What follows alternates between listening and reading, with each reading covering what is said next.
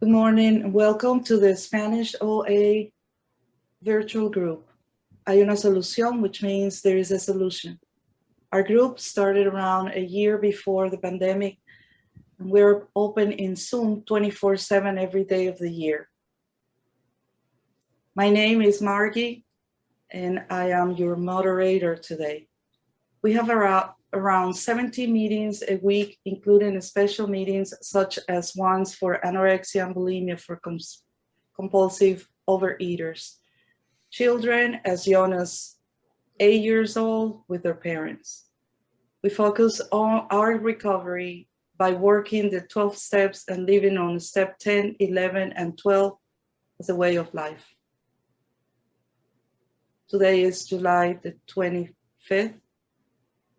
And my name is Margie, and I am your moderator.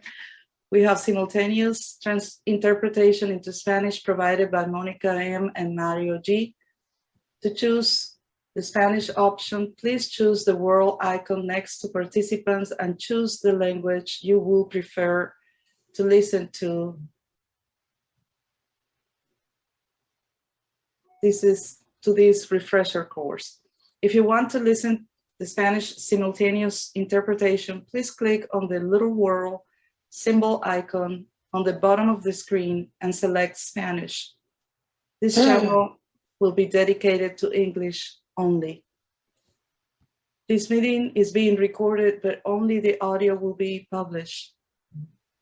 Our speaker this morning is Harlan, who has many years in Overeaters Anonymous and has a great message of recovery to share with us. This is a summary refresher of the 12-step program. Harlan is a recovered compulsive overeater from Scottsdale, Arizona, and he has been in Overeaters Anonymous since 1979. Over 30 years, he has shared his experience, strength, and hope to thousands of compulsive overeaters. During this 3-day workshop, he will present us the 12 steps of recovery as outlined in the Big Book of Alcoholics Anonymous. The opinions herein expressed are the ones of the people expressing them and do not represent Overeaters Anonymous as a whole. 12-step programs don't have celebrities nor representatives, but we do have people with good recovery who have a great deal of knowledge and experience in the program who could help us a lot. Harlan is one of these people. There will be a period of questions at the end of the talk. For the questions in Spanish, please write them in the chat. We will translate them for you. For questions in English, raise your electronic Zoom hand. And now, without further ado, I give the floor to Harlan. Welcome, Harlan. Thank you very much. I'm very, very honored to be here and very thrilled and very, very, very happy to be sharing with you this morning. We have been talking about the first 9 steps of the program of action found in the Big Book of Alcoholics Anonymous. And what we have come to understand is that this is a lifelong process.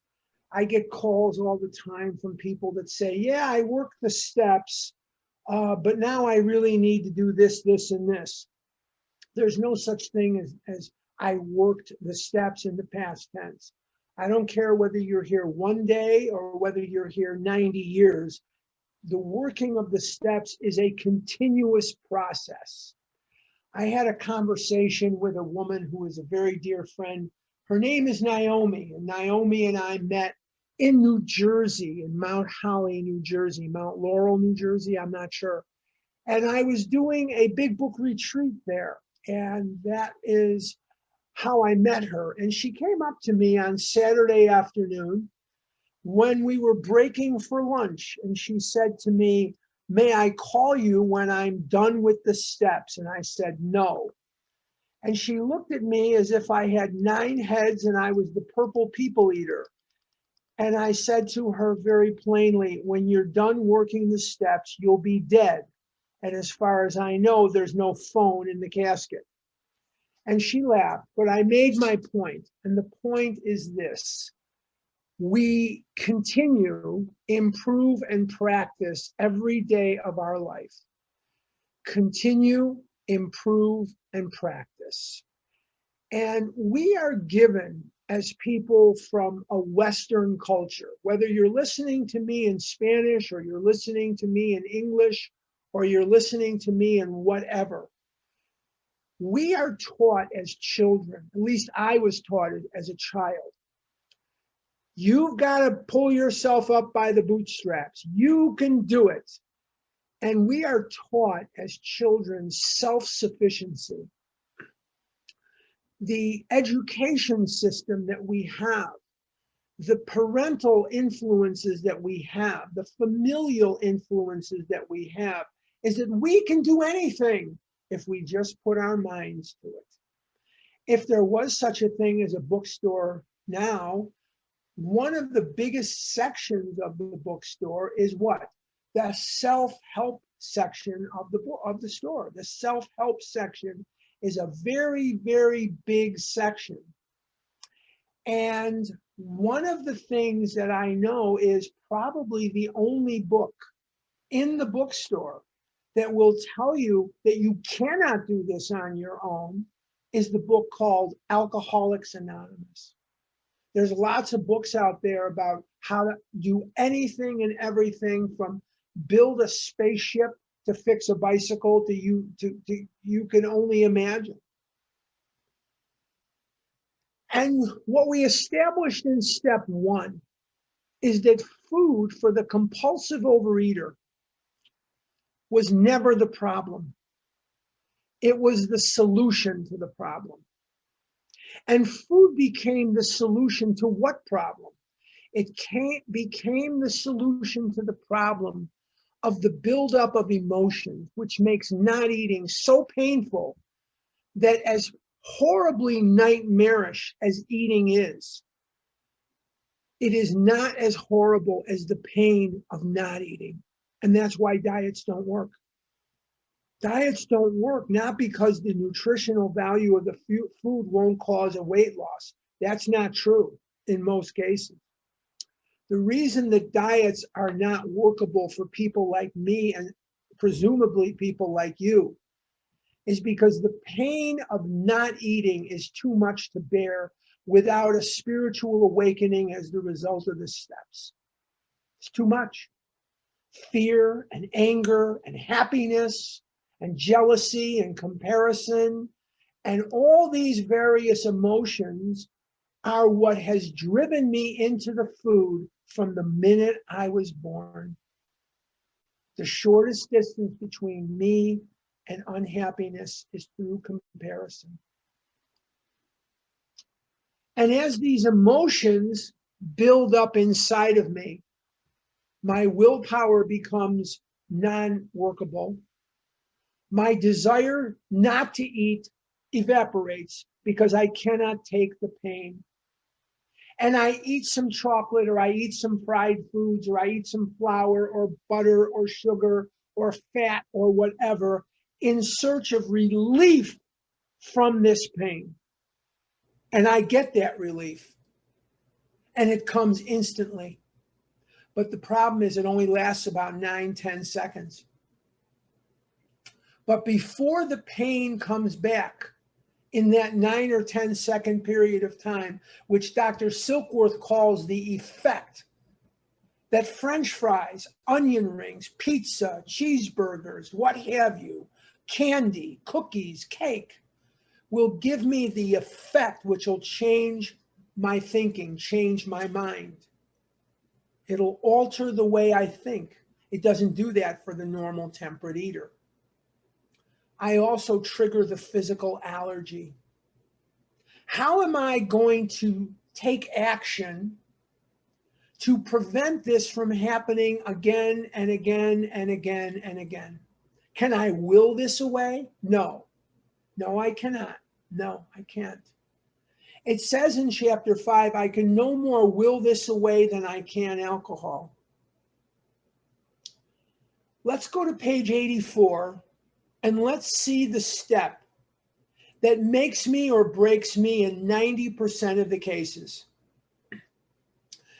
Wherever I see people relapsing, I look to two steps, 2 and 10. The most underutilized steps are 2 and 10.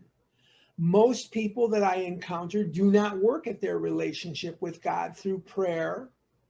They don't work at their relationship with God through meditation, which is just listening to God. They have some idea of a God and they leave it at that. That's 2. Came to believe suggests that I have to work at it. And the word sanity is used rather than abstinence or sobriety, which is a very high ceiling.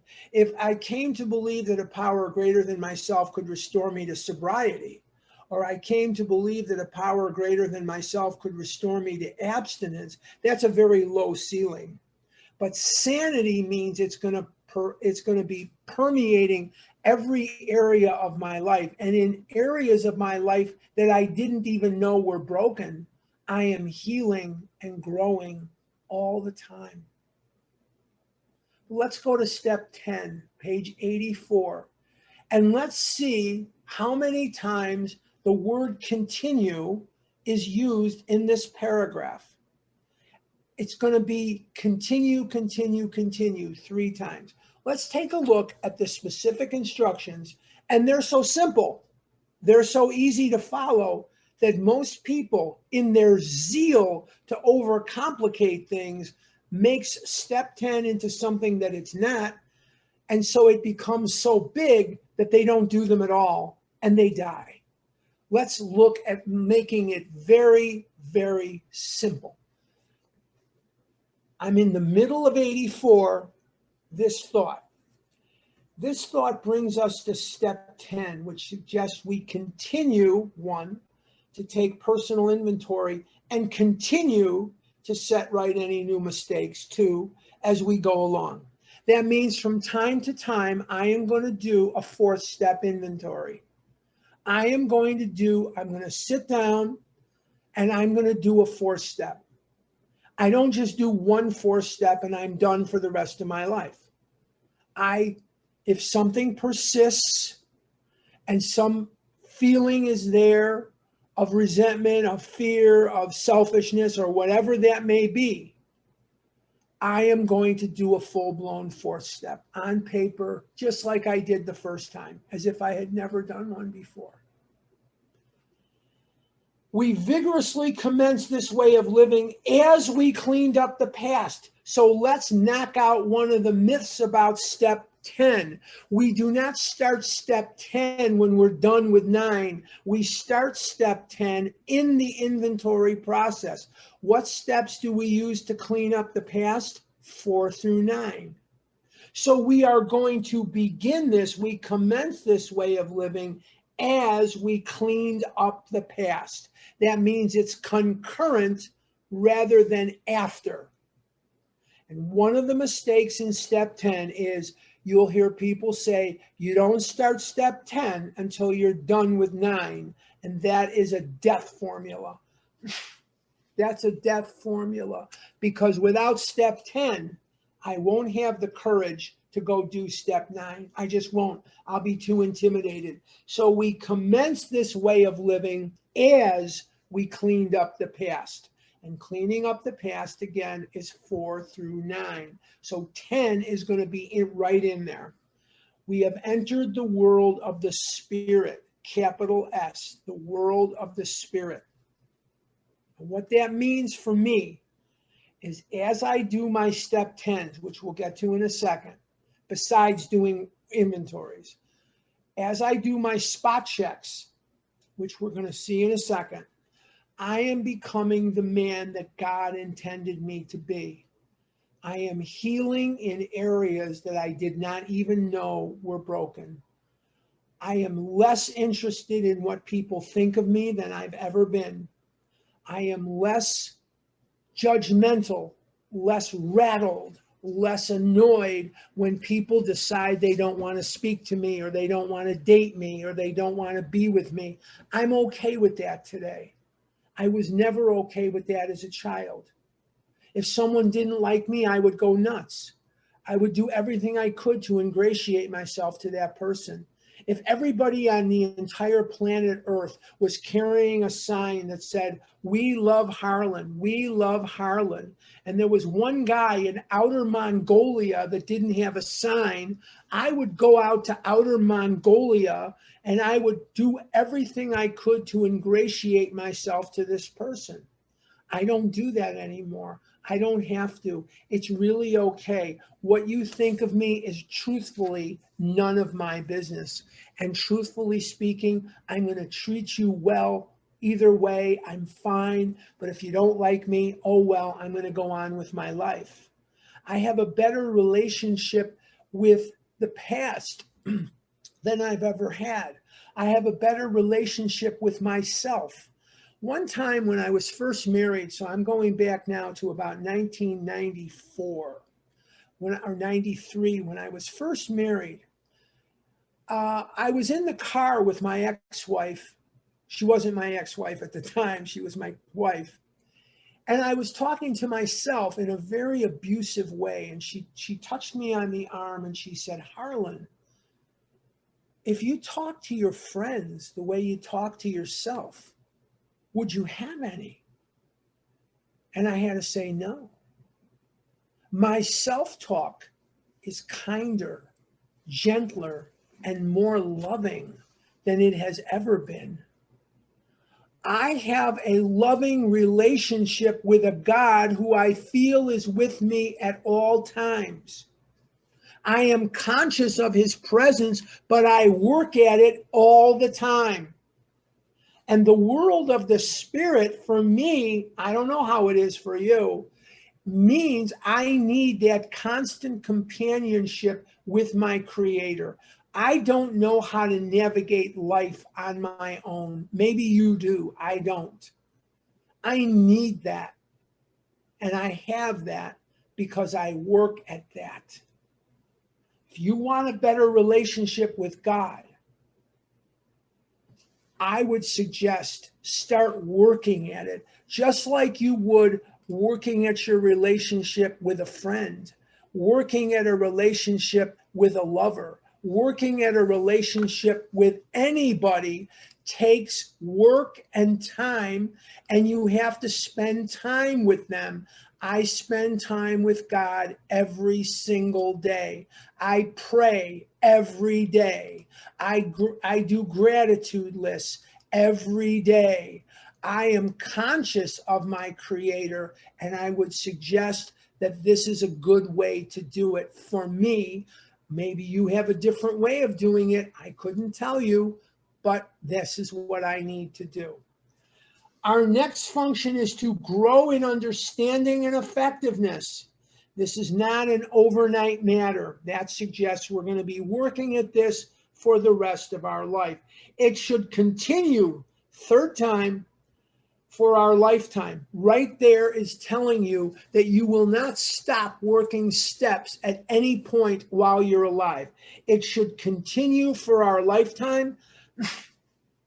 I said 3 times. Here's the 4th time. Sorry about that. I was a little sugar this morning.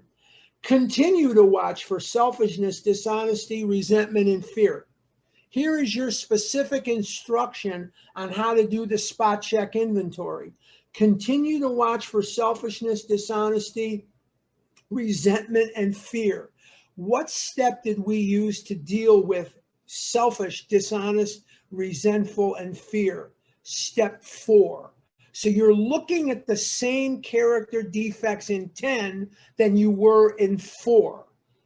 So here's your instruction. You've been told that when you see these defects, what am I going to do with them now? When these crop up. Notice it doesn't say if these crop up, because no matter how evolved my recovery gets, I will never rise above the level of a human being. And as a human being, I am going to get angry. I'm going to be selfish, which means people are not going to stick to my script. I am going to be dishonest because that's a defense mechanism, is lying, and it comes from ego. It comes from a bad place. Continue to watch for selfishness, dishonesty, resentment, and fear. When these crop up, we ask God at once to remove the defects, remove them. What steps did we use to ask God to remove the defects? 6 and 7. We used 6 and 7. So we've done 4, 6, and 7. We discuss them with someone immediately, step 5, and make amends quickly if we've harmed anyone. What steps did we use to make amends? 8 and 9. And then we resolutely turn our thoughts. Resolutely means with purpose. Turn our thoughts to someone we can help. Step 12. So you do get ahead of yourself in the steps. There's references to step 11 and step 9. There's references to step 12 here in 10. The steps are worked in order, but they're worked together. They're worked in a clump. Love and tolerance of others is our code. So we're going to call somebody and we're going to discuss this with another person at once, not texting them, not emailing them, not sending them frickin' smoke signals, talking to them in person or on the phone so that they can hear my emotional state. Hi, Charles. Hi, Craig. Hi, whoever. Hi, I'm feeling some fear right now. I've got a cardiology appointment on Wednesday. I've already taken my blood tests. They look really good, but I'm going to have an EKG on Wednesday, and I'm going to have an MRI, and I'm going to have stress tests on my heart, and I'm a little scared. And that person will say to me, what's the first defect of character jumping up here? And it's going to be selfishness, because I'm afraid that these tests will not yield for me what my script would demand. I have a script. Everything's going to be okay. I'm going to go to the nutritionist after the cardiologist, and the nutritionist is going to say, you are doing great. From now on, you get to eat 4 pounds of chocolate cake every day. That's my script, right? But that's probably not going to happen. Not if the nutritionist wants to keep her license. It's probably not. She's probably not going to keep her practice for very long if she tells people that. I'm using a ridiculous example because I want to illustrate the point. Hi, Charles. Hi, Craig. Hi, whoever. Hi, Leon. Hey, I'm feeling some fear here. And they're going to say, what's the first defect? And I'm going to say selfishness. And then they're going to say, what's the dishonesty here? What lie are you telling yourself or someone else? And I'll say the lie I'm telling myself or someone else is maybe I'm going to die, or maybe they're going to find something where I'm going to need an operation. That's what I'm scared of. And they're going to say, no matter what, you're going to be okay. Even if I die, I'll be with God. Even if I die, I'll be with God. And they say, do you have some resentment about this? I'll say, yes. And then you have some fear. Now, usually the fear and the dishonesty are very self-centered, and they're married. They're usually together. The fear here is they're going to find something that's going to mean I'm going to need open heart surgery or something. Because I've eaten a lot of Kentucky Fried Chicken in my life. And you know those little pecan pies? I used to buy those at the resale shop when they were date expired. I used to buy them 10 and 20 and 30 at a time. I've probably eaten 3,000 of those in my life. And I get scared at what they did to my body. I get scared at what they did to my body. And then what's going to happen is while I'm on the phone with that person, they're going to say, make amends. Now, I don't have anybody to make amends to in this particular fear except myself. And how do I make amends to myself in this scenario? By trusting God and holding his hand and knowing that it's not Wednesday yet. It's just Sunday. It's not the 28th Wednesday. It's the 25th Sunday. Why don't I live today and let God be the arbiter of the results. Why am I living in Wednesday when it's only Sunday? Thanks, Leon. I appreciate that. Thanks, Craig. Thanks, Charles, whoever. Thanks for reminding me of that. Then we resolutely turn our thoughts to someone we can help. Step 12. Hey, Jen. Hey, Ginger. Hey, whatever. Hey, Katie, whatever it is. Hey, how's it going? And I mention nothing of this, meant nothing. This is not my time to stew and feel sorry for myself. It's my time to give. It doesn't say resolutely turn your phone call to rehearse your problem. It says turn our thoughts to someone we can help. That's behind me now, even if I have to force it. Hey, how's it going? How's the kids? What's going on? It's about them now. And by getting out of myself, Bill Wilson's prophecy comes true. What does Bill Wilson promise me in his story? He says, when all other measures failed, work with another alcoholic will save the day. Now, I still have the cardiology appointment on Wednesday and the nutritionist appointment on Wednesday, but I feel different. My attitude is different. And when my attitude is different, my world is different. When my attitude is different, everything changes. So what just happened here? God did for me what the food used to do for me and still will, with none of the devastating side effects. God adjusted my attitude.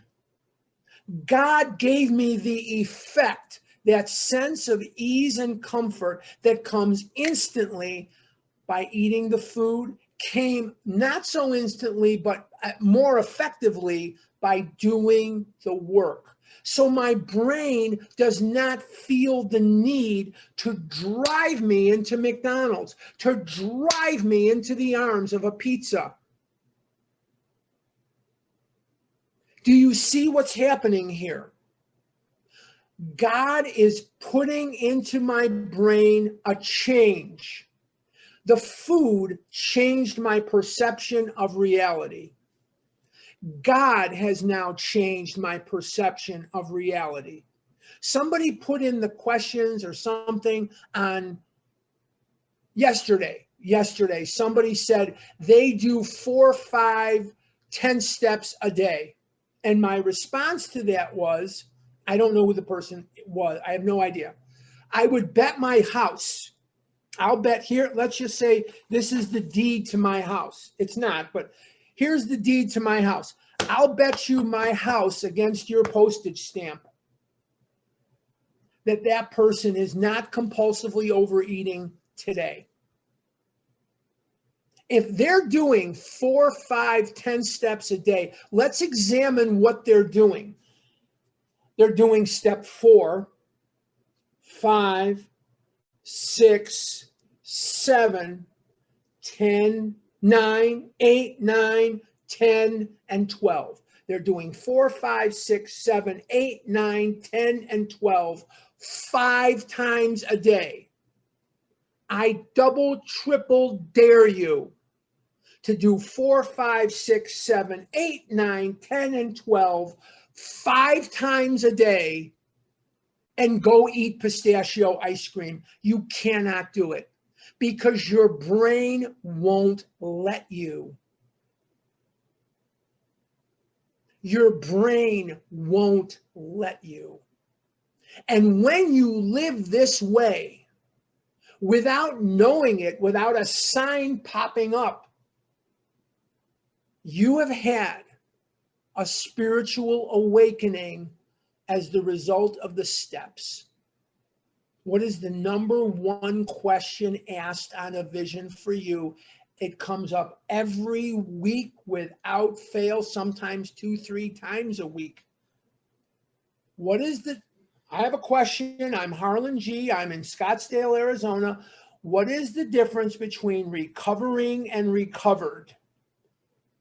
And various people answer it. Some answer it wrong. No, I'm kidding. Sorry. Various people answer the question. And here's the answer to that question. A recovered person is still needs to work the steps, but a recovered person, like the person that said they do 4, 5, 6, 10 steps a day, that's a recovered. This is the deed to my house. You put up your postage stamp. That person has had a spiritual awakening as the result of the steps. Now, the other person who doesn't or isn't there yet, they're working toward that. They are recovering, but there's no cure. There's no cure. You are always ing. In other words, you are working, recovering. You are doing. Your ing is action, doing, recovering. You're always in a continuum flow. But once you live in this 10th step, once you are in this point, you are living in the world of the spirit. And you have had a spiritual awakening as the result of the steps. Forget about me. Let's focus on the person. I don't know if it's male, female, Spanish, English. I have no idea. Let's focus on the person that said that they do 4, 5, 6, 10 steps a day. Let's take a look at what the big book says about that, and let's see how that matches up. We have ceased fighting anything or anyone, even alcohol. Why? Because God is doing for them, changing their perception of reality, just like pizza does. Pizza changes my perception of reality. Pizza gives me a false sense of security. It gives me a happiness, a euphoria. And Dr. Silkworth calls it the effect. That effect is so elusive that we will pursue it to the gates of insanity or death. I've been chasing that effect from the day I was born.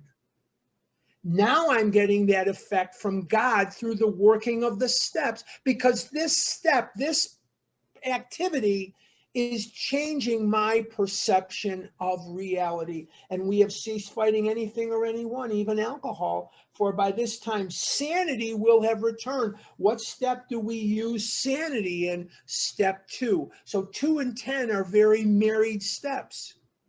2 and 11 are very married steps too. But 2 and 10 are very married here. It doesn't say for by this time sobriety has returned. It says sanity. And why is that?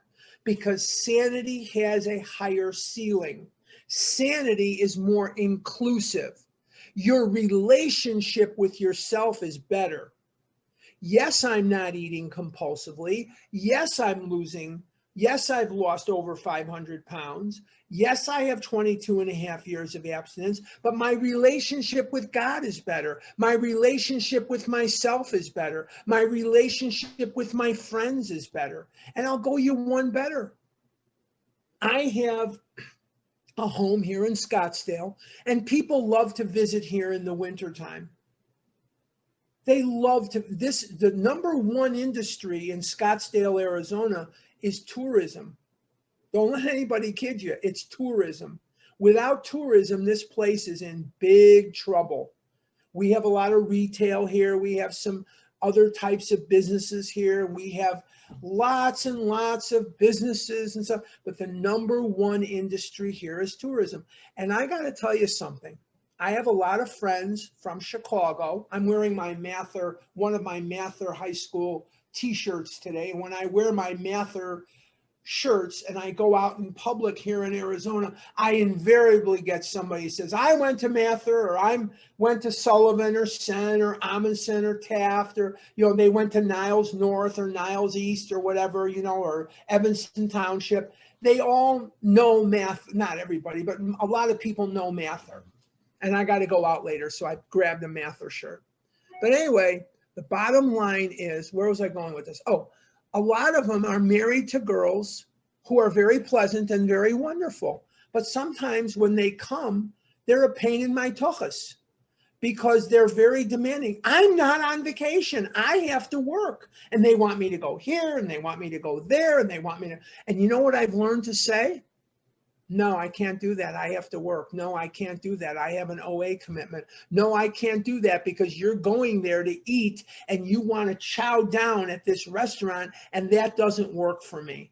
Sometimes they'll go to a place just to gorge themselves with food like they don't have food in frickin' Chicago, you know? But when they come out here, a lot of times, all of a sudden they want to go here, they want to go there. And I say to them, look, I'll see you later. I know. And a lot of times they want to go out late at night. Vision for you starts at 4 o'clock in the morning. I got to be up early if I want to be on that meeting, and I don't miss. I'm going to miss some of Wednesday's second meeting because I got to leave for the cardiologist. That means I got to shower and I want to get my breakfast in. Oh no, I can't get my breakfast in. Sorry, no, can't do that. No eating, no nothing. Can't do that. Okay, sorry. Yeah, I've got a big sign in the other room. Don't eat Wednesday.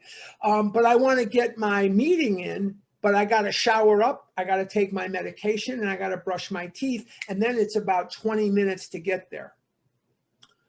So I got to be up early in the morning. I can't go to dinner at 8, 9 o'clock at night, which is when they like to go out to dinner. I have to say, look, that's too late for me. It doesn't work for me. And maybe they are mad. I don't know, but they don't express it to me. They seem to understand. 30 years ago, I would have died because, oh my God, I'm not going with them. Oh my God, they're not going to like me. They're going to like me just fine. As a matter of fact, they'll probably respect me more. 4 o'clock in the morning is early. And then at 4:30, 4:15, I stick those earphones, these in my ear. 2 of them I got here. And I stick these in my ear and I get out of the house and I walk 3 miles a day, 6 days a week. I can't go to dinner at 9 o'clock at night. I can't do it. I'm not going to. And how many times did I go to dinner with them at 9 o'clock? They don't even order until 10 because they have cocktails and they bring a bottle of wine to the table. I don't drink. They do, a lot of them. Okay, fine. God bless you. They're not alcoholics, but they like to drink. Okay. Nem gesundheit, enjoy. I don't, nem gesundheit in Yiddish means go and enjoy. Es gesundheit, eat and enjoy. I don't want to, then you get out of there, it's 11:30 at night. Doesn't even pay to go to sleep. And the next day I can't work. I can't work on the phone and do what I need to do. I'm a zombie. So at some point I said, you know what? No, I'm not doing it. I didn't used to spill water on myself until I got old. Don't get old. You'll spill water on yourself. But anyway, I can't do that. And that's okay. Whereas 30 years ago, oh my God, the world was going to come to an end. It won't come to an end. It won't come to an end. We'll be fine. Let's continue. Sanity will have returned. Sanity. So much better than sobriety. So much better than abstinence. Sanity means I'm healing in areas I didn't even know were broken. The only thing broken about me wasn't the food issue. I've been shattered by savage rejection from females. I've been savaged by life. I was an object of ridicule when I left I have to leave the house today. I need groceries. I need light bulbs. I need different things. I got to go to the store and I got to get some different, what else do I need besides light bulbs and groceries? I guess there's just different groceries. Anyway, it doesn't matter. Well, I am not just a person who overate. I was a person who wrote bad checks. I was a person who lied when the truth would have served me better. I've done shameful things to people. And I have to live with that. And this is what helps me to live with that. We will seldom be interested in liquor. Sanity. If tempted, we recoil as if from a hot flame. We react sanely and normally. There's that reference to sanity again. And we will find that this has happened automatically. Hardly. It happens when you do the work. We will see that our new attitude toward liquor has been given us without any thought or effort on our part. It just comes. Do the work, it'll come. Don't do the work, it won't come. That is the miracle of it. We're not fighting it, neither are we avoiding temptation. I will guarantee you, I keep calling back to this person. I don't know who it is. Maybe I should, maybe I shouldn't. I don't, so it's okay. Person said they do 4, 5, 6, 10 steps a day. They're not avoiding temptation. It's not even a thought in their mind. Are you white knuckling it? Are you hunkered down, stark raving abstinent? One of the things to look at is, are you doing step 10s? Or are you just sucking in those emotions, sucking in that fear, sucking in that anger, that selfishness, that shame, that guilt, that remorse? Are you sucking it in and holding it in and not getting rid of it? Are you waiting until nighttime or in the morning time? Are you acting upon it now? It says we discuss it with someone immediately. Discuss doesn't say email, doesn't say smoke signals, doesn't say telegraph, doesn't say text. We discuss it with another person immediately. That might mean you're going to have to make a few phone calls, but you develop a God squad. It takes work. This is not a program for people who need it. This is not a program for people who want it. This is a program for people who do it. And one of the things that I am called upon to do is to develop a God squad of people, and I have some idea who's available and who's not at any given time. We discuss it with someone immediately. Let's continue. We feel as though we have been placed in a position of neutrality, safe and protected. When I'm dieting, I don't feel safe and protected because I know damn well this is going to all fall apart. I've never successfully dieted, and if I had successfully dieted, I wouldn't be here today. I'd be out successfully dieting. I wouldn't be a member of Overeaters Anonymous. I'd be a member of Diet Club International or something. We have not even sworn off. Instead, the problem has been removed. It does not exist for us. We are neither cocky nor are we afraid. That is our experience. That is how we react so long as we keep in fit spiritual condition. How do you keep in fit spiritual condition? The same way these Olympic athletes stay in condition. They work at it every single day. They work at it every single day. They don't just work at it once a week. They don't just work at it once a month. They condition themselves every single day. In Schaumburg, Illinois, now Illinois is as flat as a table. The terrain of Illinois is just like this pad of paper. It's completely flat. But in Schaumburg, Illinois, there is a big hill. And what this hill used to be is garbage. It was a landfill. It was where they put the trash. It was garbage. And they put a lot of dirt over the garbage. And in the wintertime, they use that to toboggan and sled when the snow comes in Chicago. They have the same thing in Evanston. It's called Mount Trashmore. But in Schaumburg, they have the same kind of hill. It was just a pile of garbage that they dumped a bunch of dirt over. And if you go past that hill at certain times in the 80s, since late 70s, 79, 80, 81, 82, you'd see an African-American man dragging 2 tires behind him as he ran up and down that hill. And the sweat would be pouring off of him. And that man's name was Walter Payton.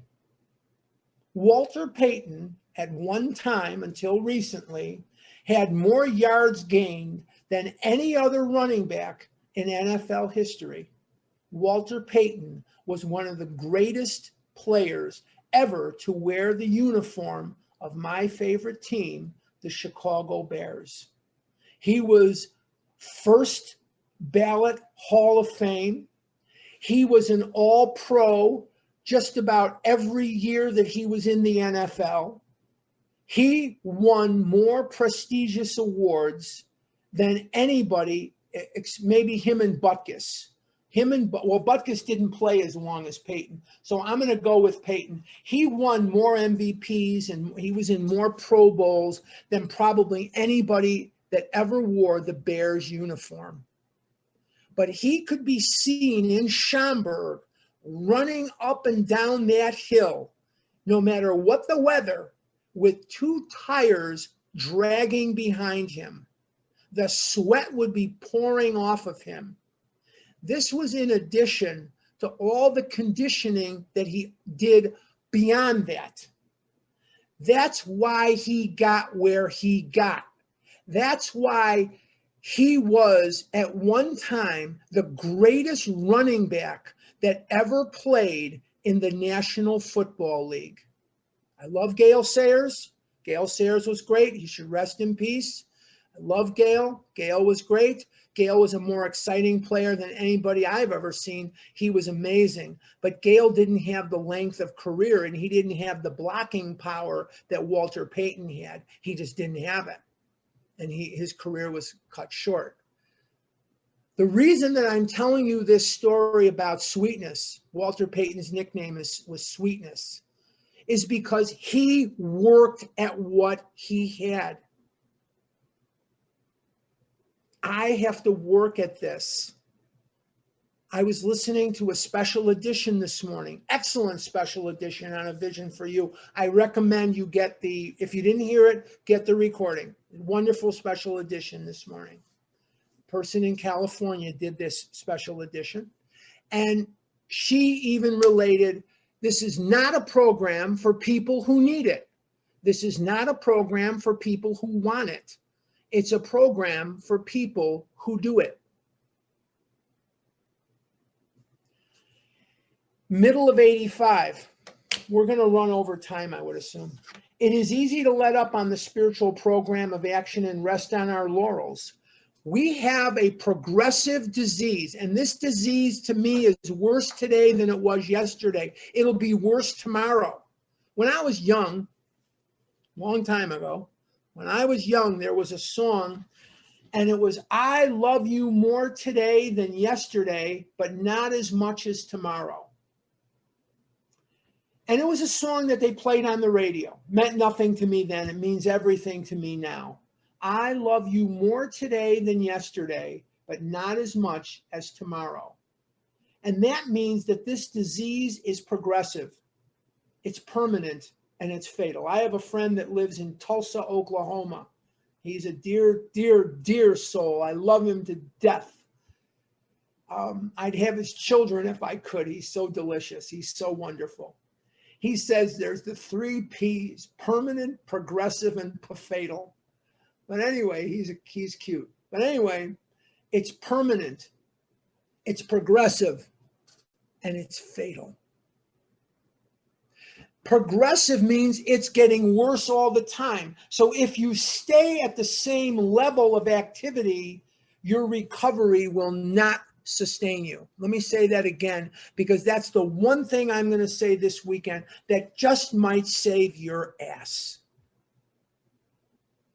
This disease is progressive, permanent, and fatal. And that means so that if you stay at the same level of activity to recover, you will die in the food. You must do more and different, more and different, more and different. I'm sorry it's that way.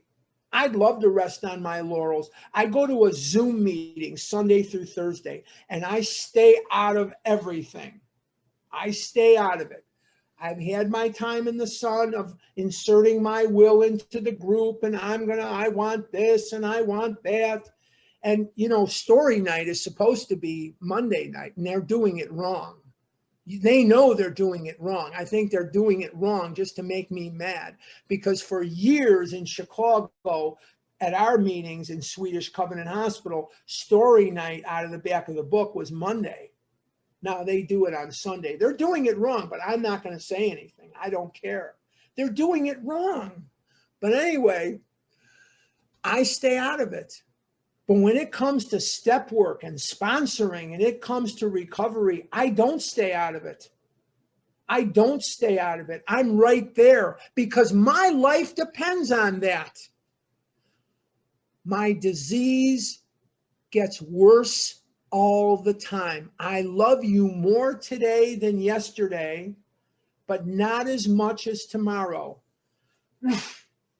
So we have to have more and more work. You found the time to eat.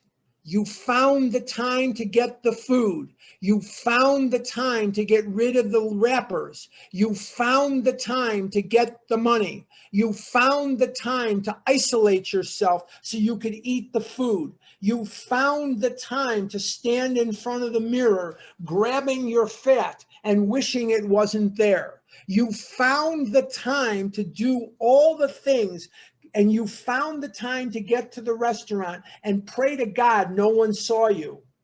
Now you got to find the time to recover. And I know that some of you have kids, and I know that some of you are young moms, and I know that some of you are fathers, and I know that some of you have full-time jobs. So do I. But when you walk to God, he runs to you. You just test God. Show him what you're doing. See if he doesn't make your life better. The time will be there. Except for us, we're going to run over tonight. We are headed for trouble if we do, for alcohol is a subtle foe. We are not cured of alcoholism. Burn that into your brain. We are not cured of alcoholism. I have a very good chance that by tomorrow night, I will be eating Kentucky Fried Chicken with French fries and donuts. If I don't do the steps, that's very likely to happen. Why do I know that? There have been thousands of days in my life, thousands of days, when I ate buckets of Kentucky Fried Chicken and I ate donuts. That's what I do. That's what people like me do. What we really have is a daily reprieve contingent on the maintenance of our spiritual condition. Every day is a day when we must carry the vision of God's will into all of our activities, not some, but all. Remember I talked about these pockets of agnosticism? I know that God will help me with my food, but will he help me find a wife? I know that God will help me find a wife, but will he help me with my finances? I know that God will help me with my finances, but will he help me with this cardiology appointment? So we keep moving the stick and the carrot on God. For the love of Pete, what does God have to do to prove to us that he's there for us? Look how far we've come. You know, we're so given to look at the mountain ranges in front of us that need to be conquered, need to be transversed. Sometimes we need to look behind us and see how far we've come. We need to look at how far we've come. It's been an amazing journey.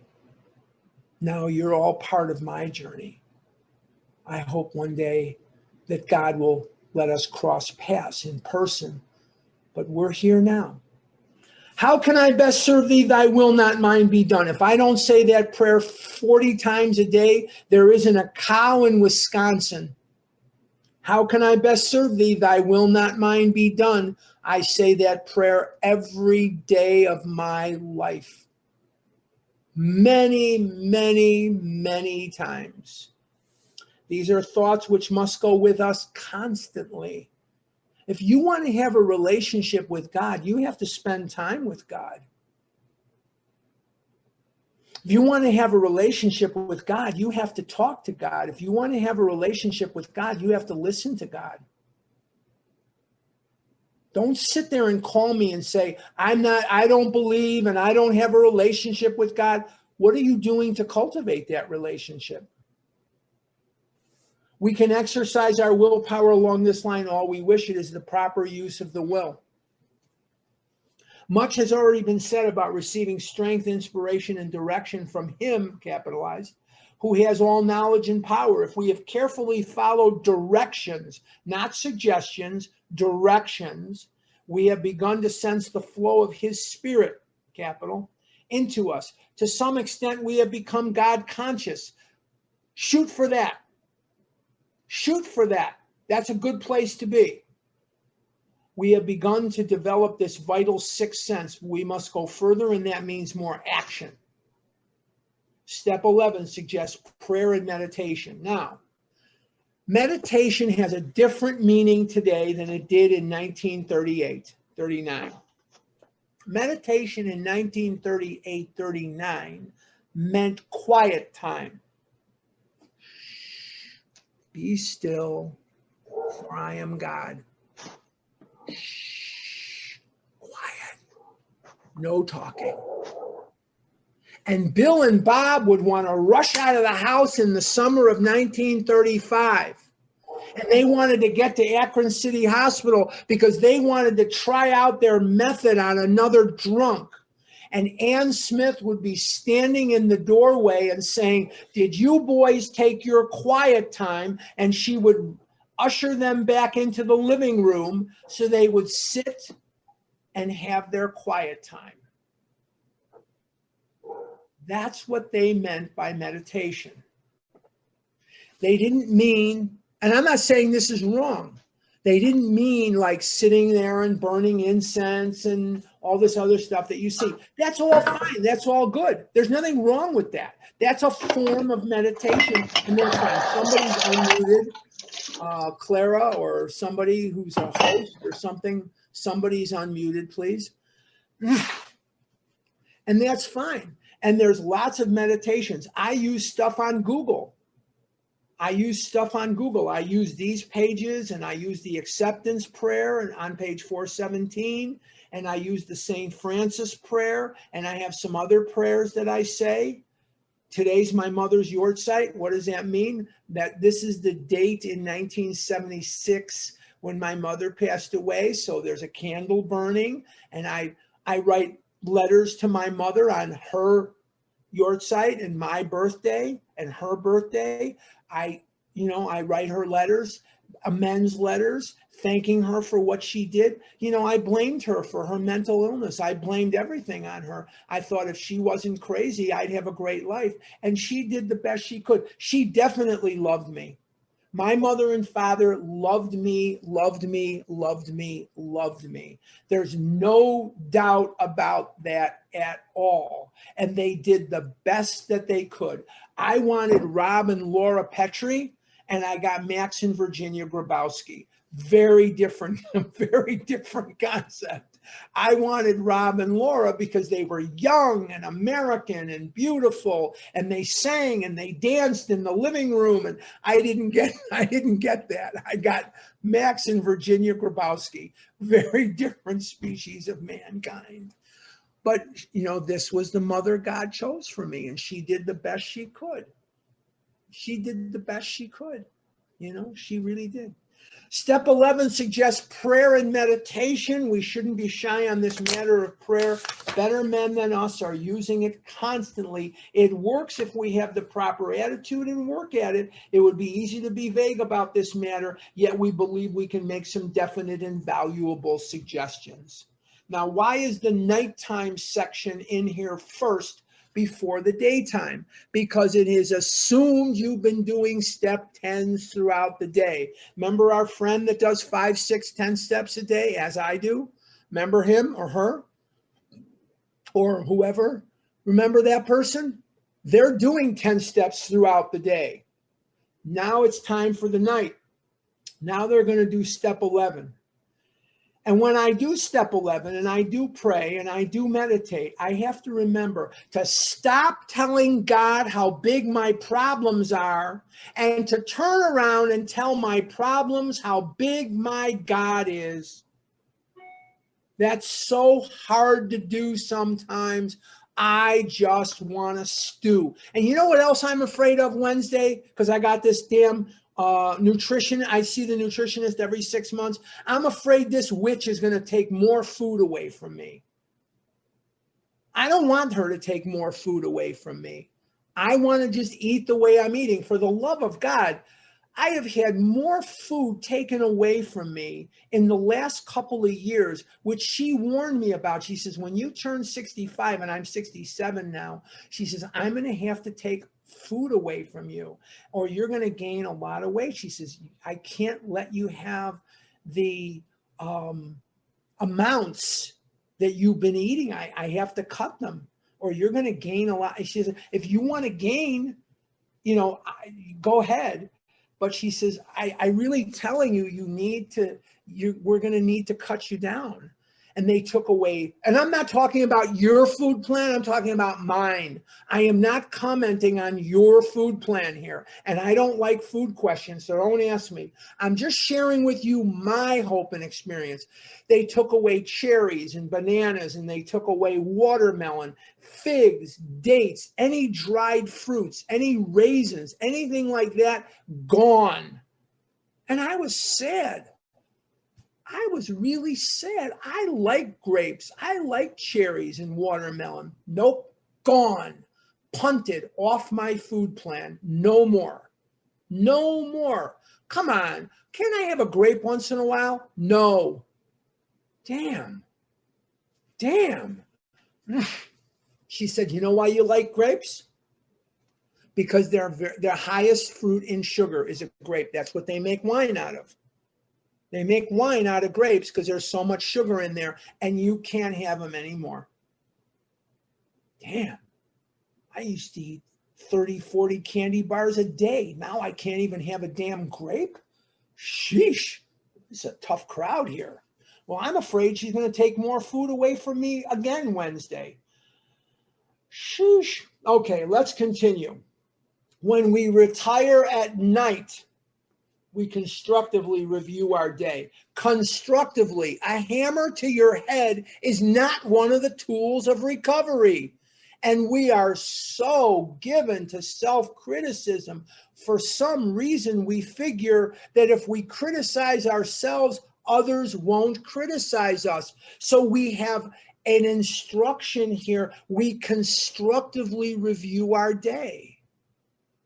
That means that we don't self-deprecate, okay? We don't self-deprecate. A hammer to your head is not one of the tools of recovery. Were we resentful, selfish, dishonest, or afraid? What steps did we use to deal with resentment, selfishness, dishonesty, or fear? 4 and 10. Do we owe an apology? Steps 8 and 9. Have we kept something to ourselves which should be discussed with another person at once? Step 5. Were we kind and loving toward all? Step 10. What could we have done better? Take it easy with that one. Constructively, not destructively, constructively. What could we have done better is not an invitation to rake yourself over the coals. Now, that's dangerous on a couple of levels. Okay? The reason that I'm stressing this about not raking yourself over the coals has 2 levels to it. The first one is it's not supposed to be done. We are taught constructively. Now, here's the other thing that's very important. If every time I do step 11, I am badgering myself and beating myself up over what I did or what I didn't do or what I said or what I didn't say, eventually I'm going to stop doing it. It's a subconscious defense mechanism. If every time I see Joe and Joe berates me and tells me what a horrible person I am, eventually I'm going to not want to see Joe. If I see him, I'm going to cross the street and try to get away from him.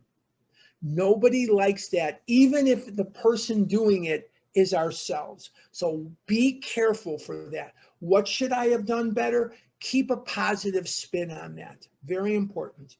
Were we thinking of ourselves most of the time? Step 12. Or were we thinking of what we could do for others, of what we could pack into the stream of life? Very, very important. Let's remember where we come from. We come from the Oxford group. We don't come from anything that would suggest that we just become selfish people. The Oxford group were people trying to practice first century Christianity to the best of their ability. And they found that through altruism, they could rekindle their enthusiasm for their Christianity. Enthusiasm. There's a great word. It comes from two Greek words, entheos, from God. Entheos, from God.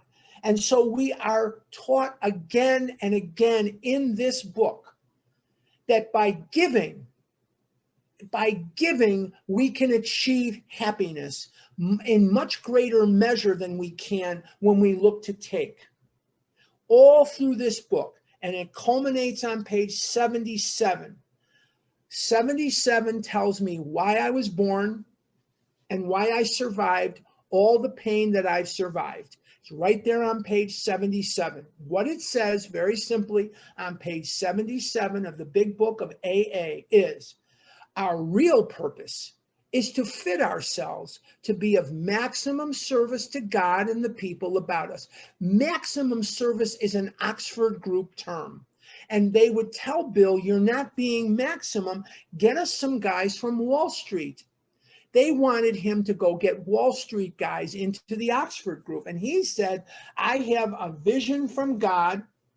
Remember that movie, The Blues Brothers were on a mission from God, Dan Aykroyd. But anyway, he says, I have a vision from God that I'm supposed to sober up drunks. And they'd say, Wilson, you're not being maximum. Wilson, you're not being maximum. And when the New York groups split from the Oxford group and formed AA in 1938, the book was still being written. And that terminology, maximum service, was Bill saying to the Oxford group, I am of maximum service. I'm sobering up drunks as best I can. Why did they want the Wall Street guys? Because the Wall Street guys had something that the drunks didn't have. Money. But we must be careful not to drift into worry, remorse, or morbid reflection, for that would diminish our usefulness to others. Remember that we always keep an eye on how we can be useful to others, because that's one of the keys to recovery. We're going to be talking about that a lot more before we close. After making our review, we ask God's forgiveness and inquire what corrective measures should be taken, and give him a chance to answer you. He will answer you. On awakening, this is what I do every morning. Now, I just read to you what I do every night. Sometimes I'm doing it and I'm falling asleep, but I do it. But here's what I do every morning of my life. On awakening, let us think about the 24 hours ahead. We consider our plans for the day. Before we begin, we ask God to direct our thinking, especially asking that it be divorced from self-pity, dishonest, or self-seeking motives. Under these conditions, we can employ our mental faculties with assurance, for after all, God gave us brains to use. Our thought life will be placed on a much higher plane when our thinking is cleared of wrong motives. So in other words, I can't try to outthink, outmaneuver, outmanage you to get what I want. I'm here to do God's work. And as long as I'm doing God's work, what does it say on page 63? I'll be okay. I'm paraphrasing, of course. When we took such a position, we had a new employer. He provided what we needed. I just got to do God's work. I've got my house. I've got clothes. I've got water. I've got electricity. I've got what I need. Trust that you'll have what you need. In thinking about our day, we may face indecision. We may not be able to determine which course to take. Here we ask God for inspiration, an intuitive thought, or a decision. We relax and take it easy. Relax and take it easy is an instruction. It's not a commentary. Relax. We get so wound up. Well, what about me? What about me? What about me? What about me? Take it easy. Shh. Be still, for God is here and all is well. It's all going to be okay. When I find myself shouting in all caps with exclamation points, that's my ego, that's my will.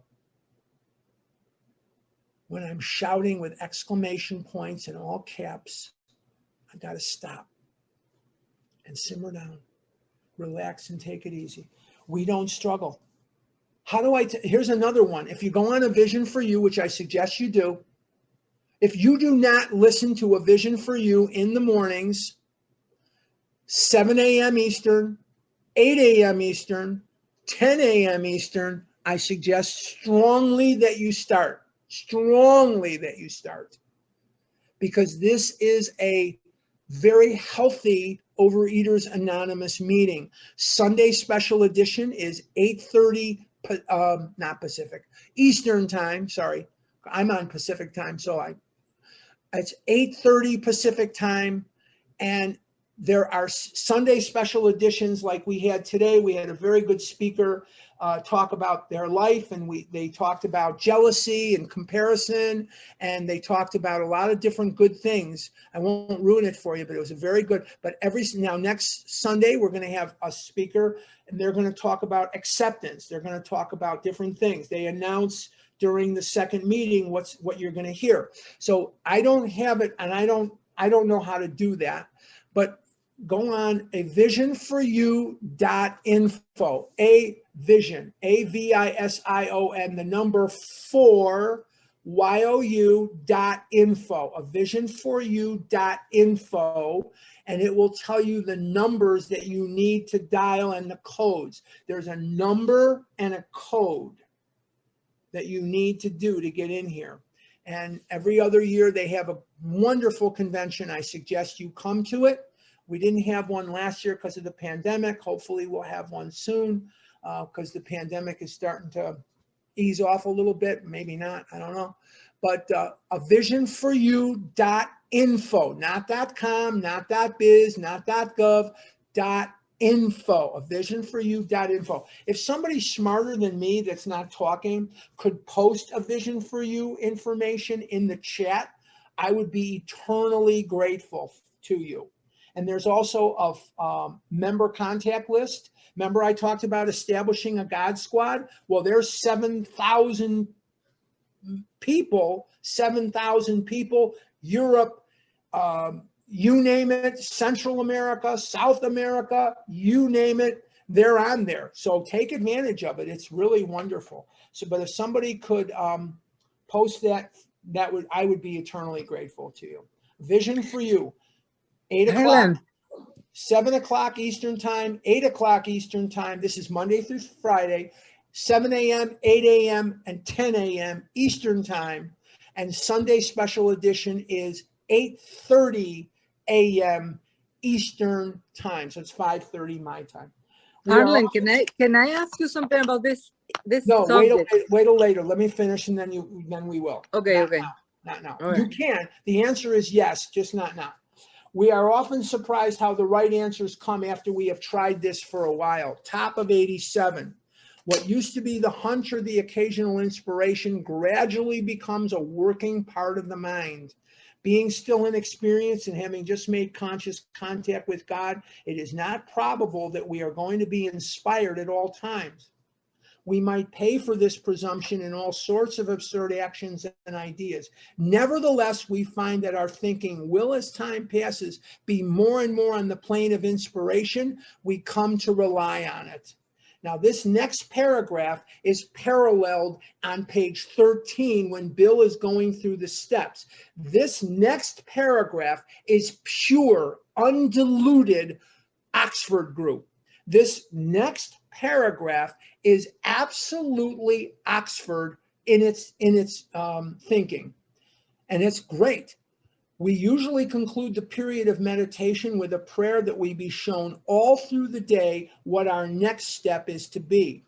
Now, the reason that that's very important is it tells us we're always working steps. that we be given whatever we need to take care of such problems, that we ask especially for freedom from self-will and are careful to make no requests for ourselves only. We may ask for ourselves, however, if others will be helped. We are careful never to pray for our own selfish ends. Many of us have wasted a lot of time doing that, and it doesn't work. You can easily see why. This paragraph is the meat and potatoes of step 11, and it is pure Oxford group. If circumstances warrant, we ask our wives or friends to join us in morning meditation. If we belong to a religious denomination which requires a definite morning devotion, we attend to that also. If not members of religious bodies, we sometimes select and memorize a few set prayers which emphasize the principles we have been discussing. What are the principles? They're the steps. There are many helpful books also. Suggestions about these may be obtained from one's priest, minister, or rabbi. Be quick to see where religious people are right. Make use of what they offer. As we go through the day, we pause when agitated. You could say as we go through the day, we do step 10 when agitated, because that's the intent here. When we are agitated, we do step 10. We are doubtful, we ask for the right thought or action. We constantly remind ourselves we are no longer running the show, top of 88.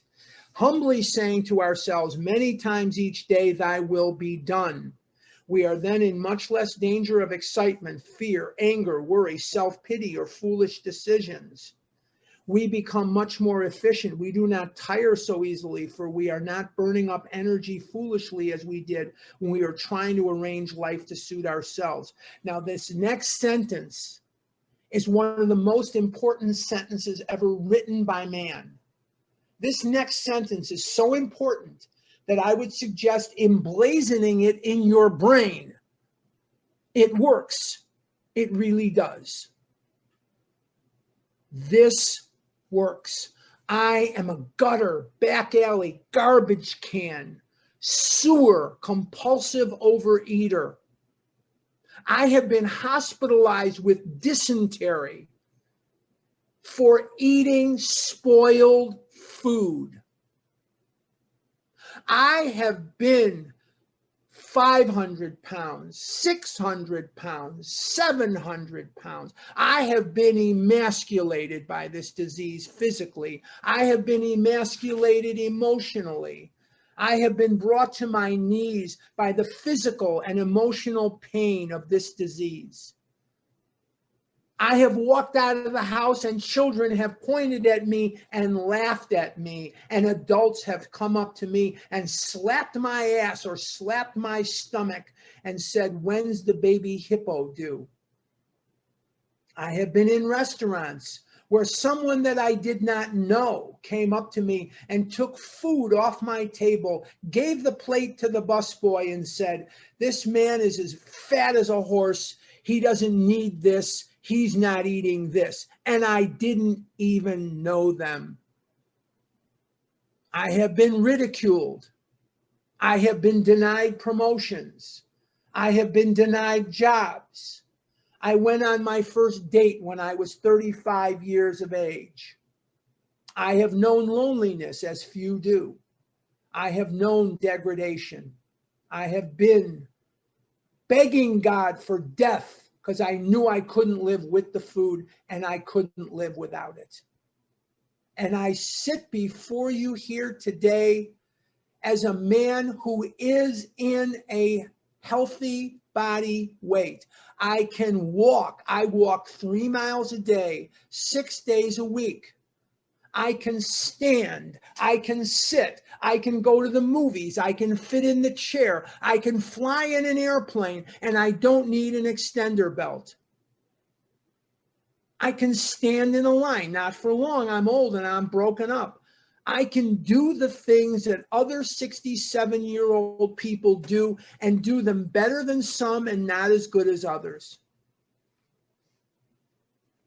I have a life today Now, it's not exactly what I would want. I wish I was married, or I wish I had a better relationship with my daughter. I wish I had $1 billion. I wouldn't have to work anymore. There's things about my life I wish were different, but I have a wonderful life today. I feel a part of something that's much bigger than me. Somebody's unmuted, Clara. I feel a part of something that's much bigger than I am. And I'm respected in that community, and I can respect others. This works. I don't know what else to tell you. It works, but you have to work it. We alcoholics are undisciplined, so we let God discipline us in the simple way we have just outlined. But this is not all. There's more. There's action and more action. Faith without works is dead. The next chapter is entirely devoted to step 12. We don't have the time, obviously, to go into step 12 or into the chapter, but we're going to talk about step 12, I promise you. Having had step 12 is a definite 3-part step. There are 3 parts to it. The first part dispels some of the myths that you hear in OA. When I was very young in OA, 1979, 1980, some of the groups were coming through, and I remember I met Fred Schneider, who started the HOW program. Fred was a school teacher. I'm not knocking the HOW program. I'm just telling you my history. Fred was a school teacher in Brooklyn, New York, and what he saw was people weren't learning the program. So he did what teachers do. He developed a curriculum of readings and writings. That's what teachers do. That's what educators do. And they had a step-up ceremony when you were done with step 3 and you were moving on to step 4, and they would give you a plant to indicate that you had stepped up. I don't know how a plant figures into this. I'm not sure. I don't remember. It's a long time ago, but this is what they did. And when you got to step 4, you started sponsoring. The big book does not support that at all. The big book is not supportive of anybody sponsoring anybody until they've had a spiritual awakening as the result of these steps. So the first part of step 12 is to show us who should and should not be sponsoring. Having had a spiritual awakening as the result of these steps, we tried to carry this message, not my message, not the message of God knows who or God knows what, or a religion or a club or an ideology. The message is the message of the big book. And the big book will do the work for me as a sponsor. The doctor's opinion, Bill's story, there is a solution and more about alcoholism is step 1. Passo prima. Step 1. That's Italian. I learned that from beautiful Barbara in Italy. Step 2 is We Agnostics, chapter 4. Steps 3 and 4 is chapter 5. Steps 5 through 11 is chapter 6, and step 12 is chapter 7. I, as a sponsor, am here to illuminate for you these chapters. I am not here to control your life. I am not here to get a result. If you don't recover, that's no reflection on me. You don't like me, you drop me, you go to another person. I don't care. It's not a reflection on me. It's fine. I am who I am what I am. But in order to carry this message, we have to have had a spiritual awakening. And we are all carrying a message, whether we want to be carrying one or not. Many of us are carrying the message that this does not work. Some of us are carrying the message of the disease, and some of us are carrying the message of the recovery. I'm not saying who fits into what category. I'm just telling you the reality of the situation is some of us are carrying the message of the disease, and some of us are carrying the message of recovery. And when I was in complete relapse, I was in relapse 22 and a half years ago, and I had been in relapse for a while. And my daughter on a Sunday morning we were living in Eugene, Oregon. It was a 90-degree day, which is very rare for Eugene, Oregon. They just had a hot spell in Oregon that was like unbelievable. And a lot of people in Eugene, Oregon don't have air conditioning because normally you don't need it. If you have a fan, you're fine. But on this particular Sunday in Oregon, it was 90 degrees and it was hot. And my daughter was 19 months old at this time. It was August. She was born in December of 94. So this would be August of 96. And I got abstinent in 98. But anyway, she's running around in a diaper, and my ex-wife had just bought the entire grocery store. I don't think there was anything left after she got through in there. And she's putting everything in bags and boxes and putting this away and putting that away. And my little precious daughter, who I love more than life, who looks just like my dad. She looked like my dad the day she was born. She looks like my dad now. She speaks English and she doesn't smoke Chesterfields, but she looks exactly like him. And she never met him. She has some of his mannerisms, and she definitely has his sense of humor. No doubt about it. No two ways about it. She put her little hand on the refrigerator and she opened up the door of the refrigerator and she turned her head and said, "Shit, Esther, there's nothing in here." If looks could kill, I would have been vaporized. Where did she learn to open the refrigerator and say, "Shit, Esther, there's nothing in here"? I wonder where she learned that. That was the message that I was giving this sweet, innocent baby of mine, this little child that I would I would let a train run over me for her.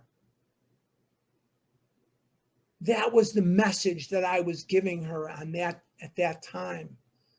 Years later, we're in Scottsdale and I'm in beautiful recovery, and I'm a devotee of Joe and Charlie. So she's hearing that coming out of my car radio all the time, and she's getting exposed. There was a comedy on ABC, and the comedy was about a man and his brother who won the lottery, and they used to rob houses. So they're going around and they're making amends to people that they robbed and things like that. And it was the first night that this was on, and she looked at the TV and she looked at me, she looked at the TV, she looked at me, and she says, "Those guys are just doing their 8th and 9th step, right, Dad?" That's how far she had come without a word from me.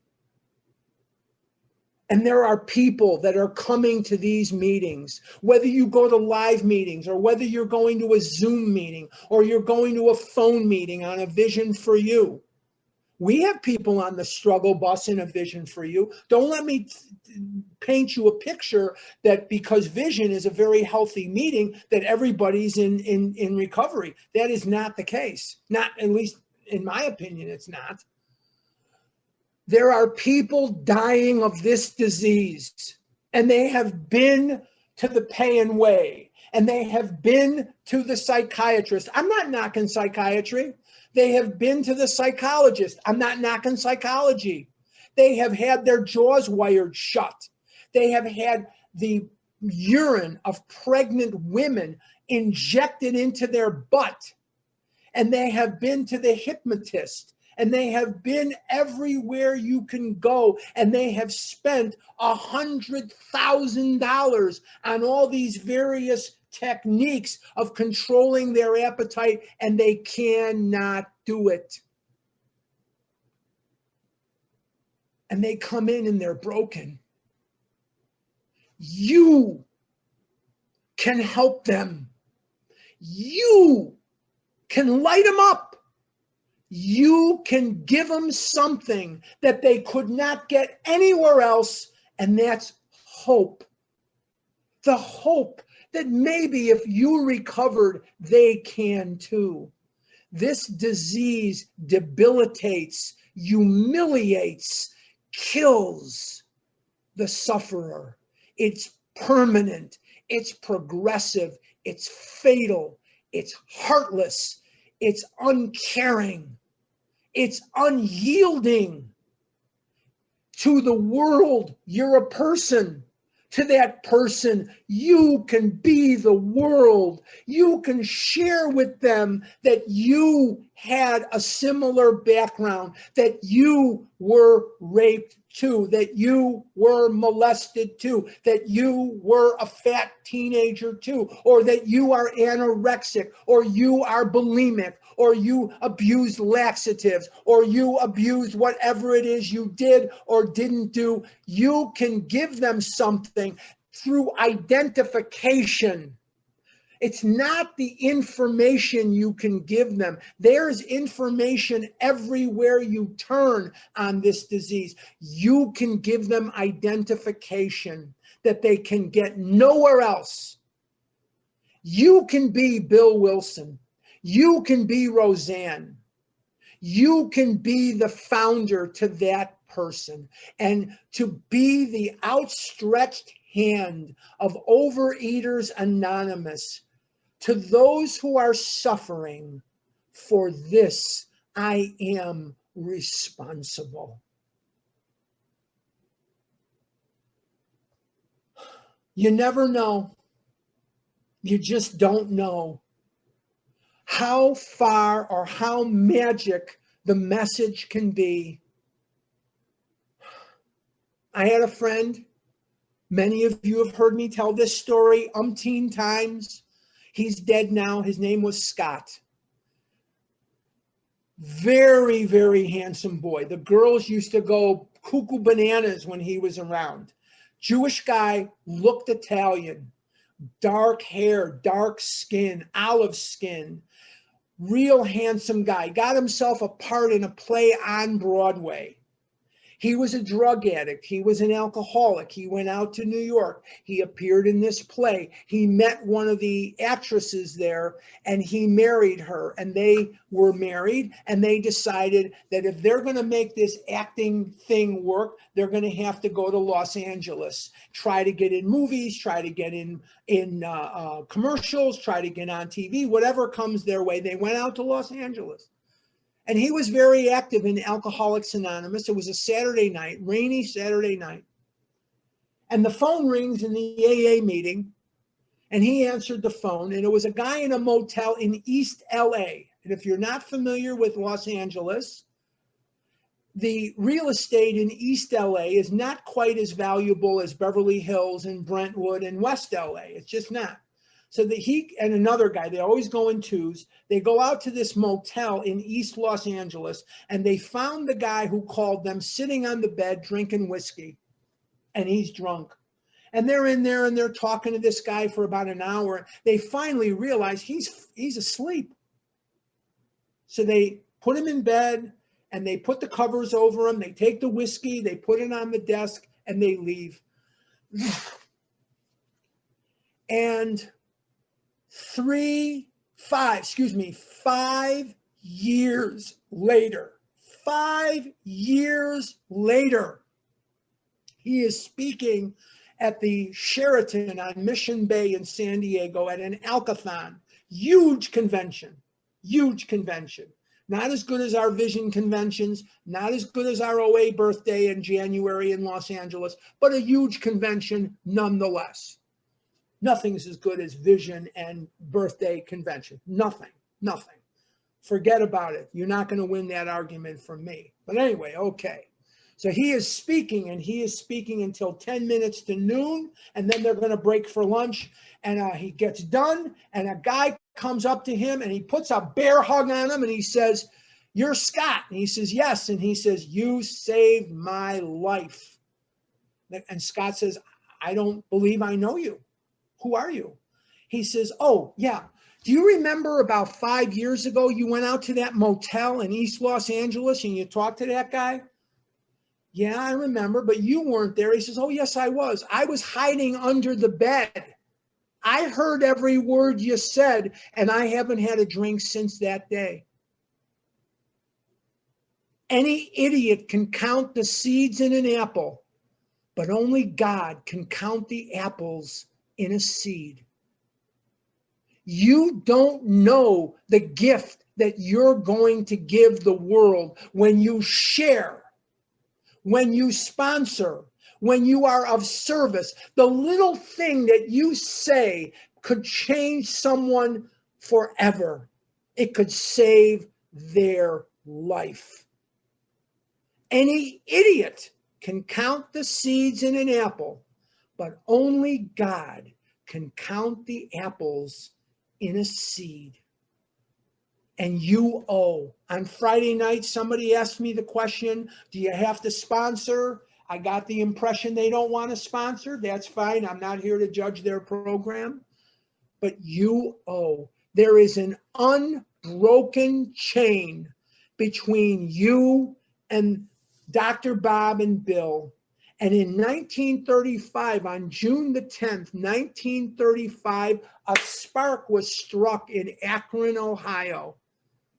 And they passed this flame, this fragile flame. They passed it to Hank Parkhurst. And they passed it to Bill Dotson and Fitz Mayo and Jimmy Burwell and Archie Throwbridge and Clarence Snyder. And they passed it one to the other, to the other, to the other. And then one day it got passed to a guy by the name of Jim Willis. And Jim Willis lived in a place called Oxnard, California. Oxnard, California is where Gamblers Anonymous was formed. Jim Willis was a gambler and an alcoholic. And he knew that gamblers who were not alcoholic needed a place to come and identify. And he formed a group called GA, Gamblers Anonymous.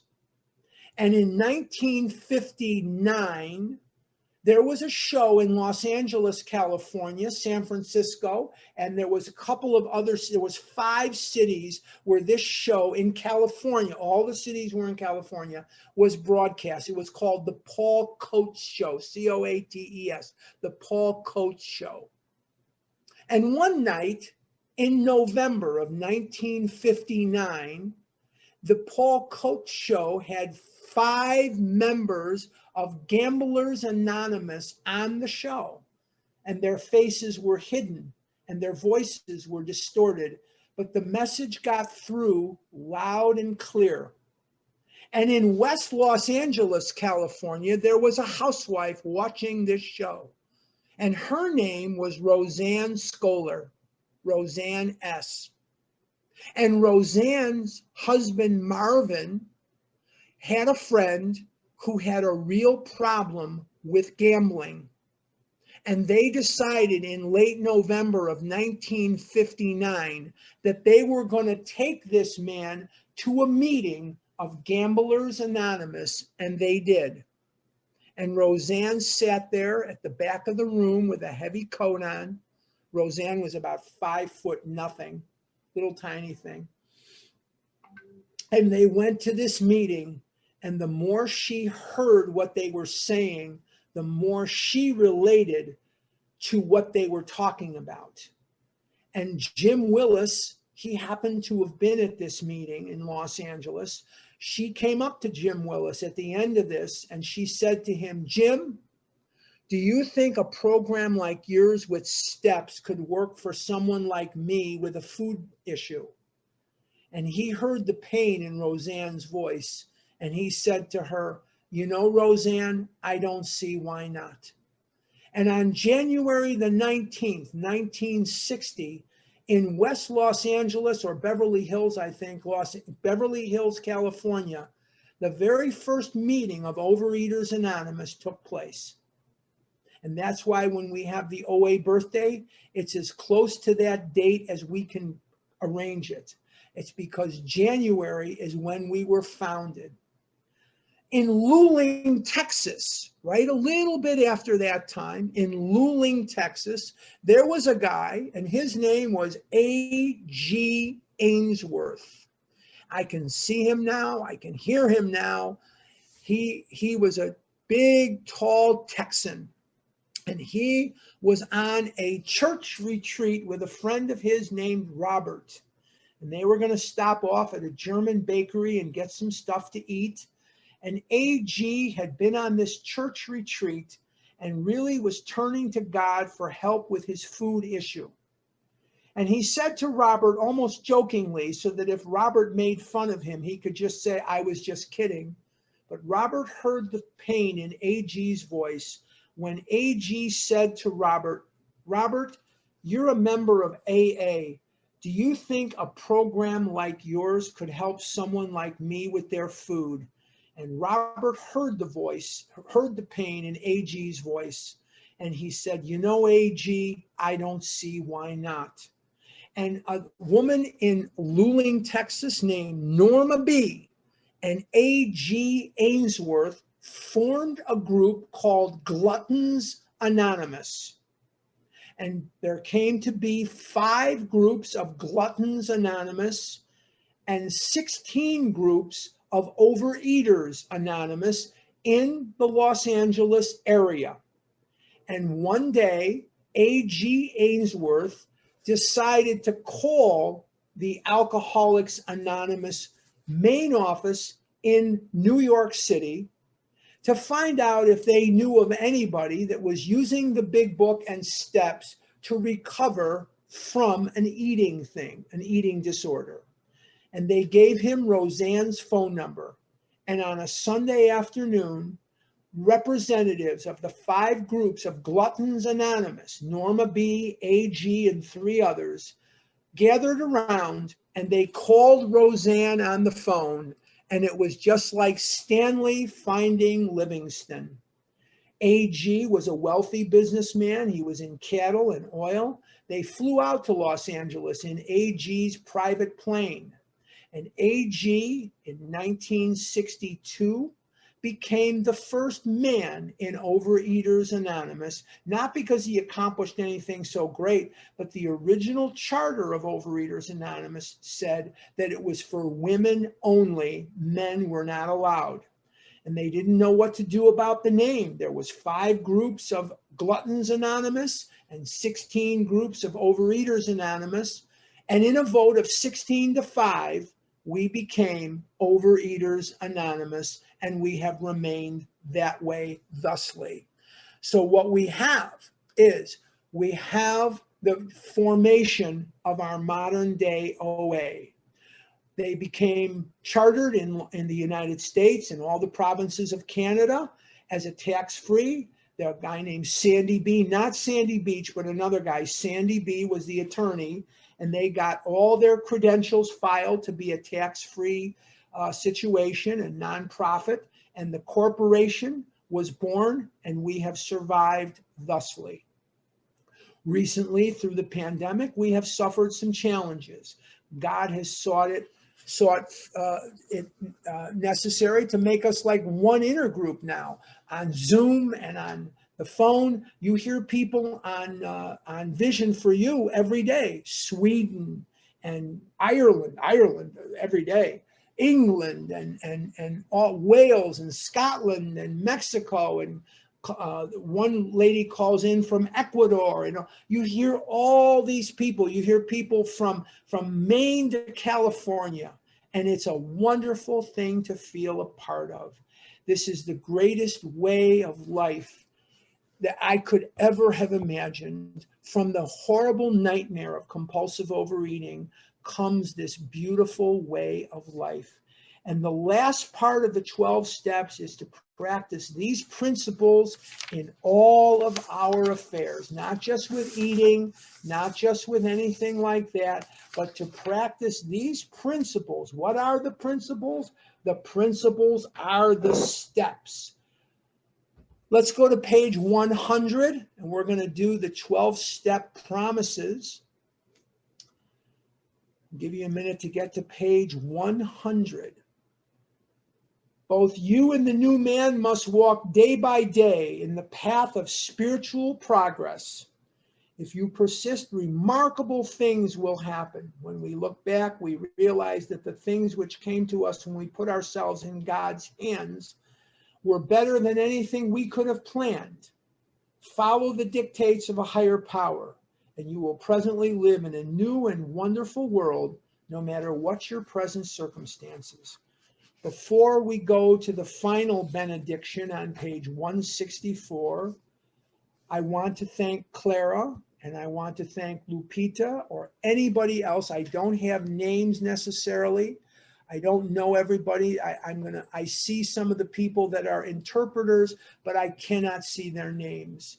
If you are any way, shape, or form a service person at this particular Zoom retreat of the summer refresher, I want to thank you from the bottom of my heart for honoring me and allowing me to do this service.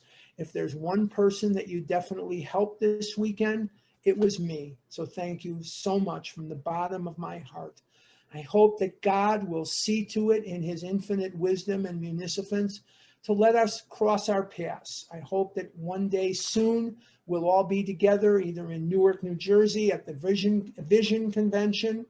And again, I recommend Vision with the highest recommendation I could possibly give you. Please, please, please get that information. It is a wonderful thing to be a part. You will hear wonderful, wonderful things.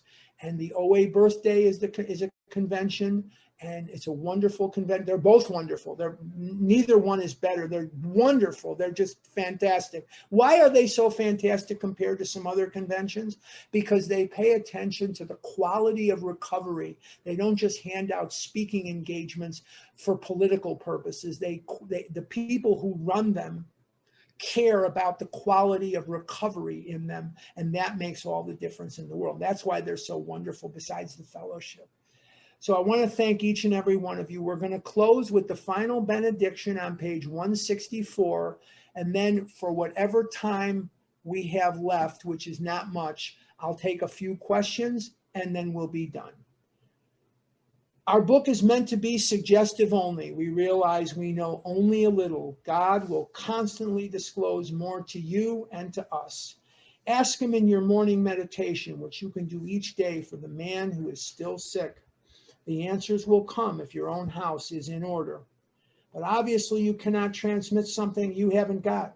See to it that your relationship with him is right, and great events will come to pass for you and countless others. This is the great fact for us. Abandon yourself to God as you understand God, steps 1 through 3. Admit your faults to him, 4 through 7, and to your fellows, 5. Clear away the wreckage of your past, 8 and 9. Give freely of what you find and join us, 10 through 12. We shall be with you in the fellowship of the Spirit, and you will surely meet some of us as you trudge the road of happy destiny. May God bless you and keep you until then. Thank you so much for honoring me. And I'd like to, if we can, in the 10 minutes we have left, or if we have some more, maybe we'll extend a little bit. But there was one person that said they had a question. Let's take her first if we can. And Lupita or Clara or whomever. I'm here. This is Margie. Margie. I'm the moderator today. Yes, Mabel. Margie, can I say something before? And that was me, the one asking the question. Yes, go ahead, Clarita. Thank you. And Harlan, first of all, we want to super thank you for this super generous, beautiful presentation that you have brought to the Spanish world. It's amazing, and we have it recorded, so we're going to be listening more. You know, we have it in our treasure now, in our treasure. And I want to thank you. I want to thank you for coming so much. And then I want to thank the moderators, Lupita, Elida, and Margie, the translators, Momito and Mario, and behind the scenes, the technical people, Maria, Claudia, and Belén. And then, can you hear me? Yes. Okay, good, because there was a phone coming in.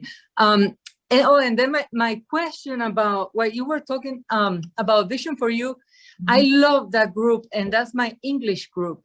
But for the people who speak Spanish, what we have been doing is bringing all those speakers and translating them. So if you have a recommendation on who else to bring, we would appreciate that. You know, that last special edition that you were mentioning, I don't think we have that one, that Okay. person. Well, it's not up online yet. It takes more than just a couple of hours before it gets up there. It'll be a day or two before it's up there. Why don't you do this? Rather than me recommending speakers now in a public kind of forum, why don't you WhatsApp me or call me, and then we can talk about it one-on-one in private, and I can make some recommendations for you on that. Yeah, sounds awesome. And then for the Spanish speaking people, since they cannot go to the Vision for You to listen, they can go to our website to listen to this, you know, the Vision for You speakers already translated, and they are recorded also in our website, hayunasolucion.com. hayunasolucion.com. Yeah, Okay, I'm sorry. yeah. No, that's okay. Thank you so much, Harlan, again. We It's a really appreciate your presentation. visionforyou.info. It's a visionforyou.info, not .com. No, for Yeah. the Spanish one. Oh, okay. I don't know. I'm going to back out of Then that. our group is called hayunasolucion.com, Okay. where Okay. they are already translated. Okay. All right. Okay, awesome. Call me one-on-one during the week, and don't call me Wednesday. No, I won't be here till probably 1 o'clock. By the time I get through with one, and then I got to go to the other one, it'll be like 1 o'clock before I get back here in the afternoon. Yeah, good luck with those appointments. Thank you. Thank you. We would like to thank you also, Clara, for bringing Harlan. And Harlan, thank you for being here. This Yeah, was an such a pleasure. amazing retreat. Thank you. So now we have Mabel and Mary after. Go ahead, Mabel. Okay, thank you. Okay, thank you. Mabel, Cristina, Harlan, since Ireland, you cannot get free from me. And I want to know, because you mentioned you practice of step 11, you know, doing the readings of the prayers of step 7, 3, and so on. But do you practice how to listen to God for the quiet time with the script of the Oxford group? I practice just reading it out of there. Plus there's other prayers that I say. You have to find your own prayer and meditation. I use what's in the big book. I'm kind of old fashioned that way. I use the 11 steps at night and in the morning right out of the book. But there are some other prayers that I pray. Since Bill Wilson is a very special person to me, his favorite prayer was the St. Francis prayer. So I listen to an audio of that every day. I also have the acceptance that I do every day from 4:17 on. These are things that work for me. They may not work for you, but it says in the book that this step 11 on page 87 and 88, or excuse me, 86, 87, and 88. So I just use that. I use that plus other things. You have to see what works for you. You can't just do what works for me. Thank you. Thank you very much. Okay. Thank you. Thank you, Mabel, Cristina, and thank you, Harlan. Mary, Margaret, go ahead, please. Thank you. Hi, good morning. Thank you so much for serving today, Harlan. It definitely inspires me to want to do service as well. So thank you for that. You had gone through the chapters and the steps and their correlation. Could you go through that again a little bit slower? Easy, no problem. The doctor's opinion, Bill's story, there is a solution, and more about alcoholism are all step 1. Okay.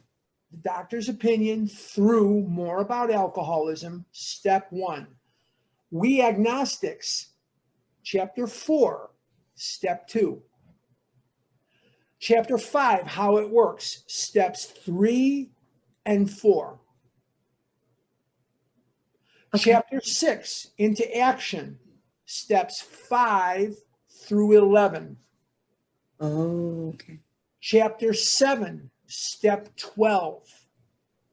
And chapters 8, 9, and 10 are really a continuation of step 12.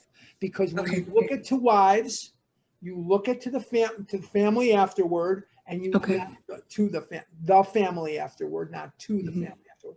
When you look at the employer, What are these? It says practice these principles in all of our affairs. What are the principles? The steps. What are our affairs? The wife, the family, the job. Got it. So they are a continuation of step 12. And then chapter 11, which used to be chapter 12 before they moved the doctor's opinion, is briefly a history, but the purpose of chapter 11, and this is where we get our name in A Vision for You. Where do we get our name from? Where does A Vision for You come from? It comes from the chapter A Vision for You. Chapter 11 in the big book is A Vision for You. What is the purpose of chapter 11? It is to show you what your life is going to be like without the food. I know what my life was going to be like. If I couldn't go to McDonald's 3-4 times a day, and I can't eat this and eat that and go here and go there and gorge myself with food, what am I going to do? Right. Well, it shows you a lot of history, but it shows you what their lives became. What did their lives become? A life with purpose. I have many friends who are retired. I'm not retired. But their whole purpose was to make money. That was their purpose in life, was to make money. And now that they're retired, it's really hard for them. They struggle to fill the time. I never struggle to fill the time. While I'm on here, these are just the phone calls. I don't know if you can see this. These are just the phone calls and text messages that came in while I was doing this. So I am constantly in touch with people, constantly. So I hope that answers your question. It did. Thank you so much. You're welcome. Thank you, Harlan. Do you know where, hi, do Mary. you know where Bill said, I purposed it in my heart? I can't find the page. Where he said what? I purposed it in my heart. Well, he was uncomfortable, but he knew what he had to do. And he said, I purposed it in my heart. I don't know to what. Okay. I don't have no idea. I don't know. Okay, sorry about that one. Okay. There's a question in the chat. Okay. ¿Cuál fueron los errores que cometiste para recaer? ¿Por qué recaíste? ¿Qué hiciste de malo? ¿Qué no hiciste bien? So what were the mistakes that you had for relapsing? Why did you relapse? I stopped doing the steps. I stopped doing the work. I was resting on my laurels. I went from a person in recovery to a dieter. I wasn't doing step 10. I wasn't doing step 11. I wasn't helping anybody. But the key to relapse for most people is 2 and 10. Stop doing your 10 steps. You're dieting with group support. That's what happened. That's what happened. And the emotions became too much, and food was a step up from where I was. Very simple. I didn't give credibility to the progressive nature of the disease. The disease keeps getting worse whether you're eating or not. Man of 30 doing some spree drinking. He remained bone dry for 25 years. He was dead within 4. His disease was getting worse whether he was drinking or not. In Bill Wilson's story, we point out the progressive nature of this disease. Well, when my recovery is not progressive, of course I'm going to relapse. If your recovery isn't progressive, you're going to relapse too. Simple. Let's take 1 or 2 more and then we'll be done. Okay. Are there any other questions? If you have a question, please raise your hand or write it in the chat. We also wanted to ask if anybody wants to be a sponsor to let us know. You can contact us through Telegram or reaching out to us through ayunasolucion.com. Okay. Thank you. Okay, there is, please say more on self-care. Working the steps is the best self-care I've ever come across in my entire life. But part of my program is to practice these principles in all my affairs. That means I wash my hair and I wash my body and my face and my hands every day.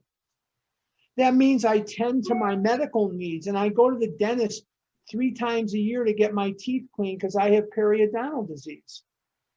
I take care of myself as if I was my own best friend.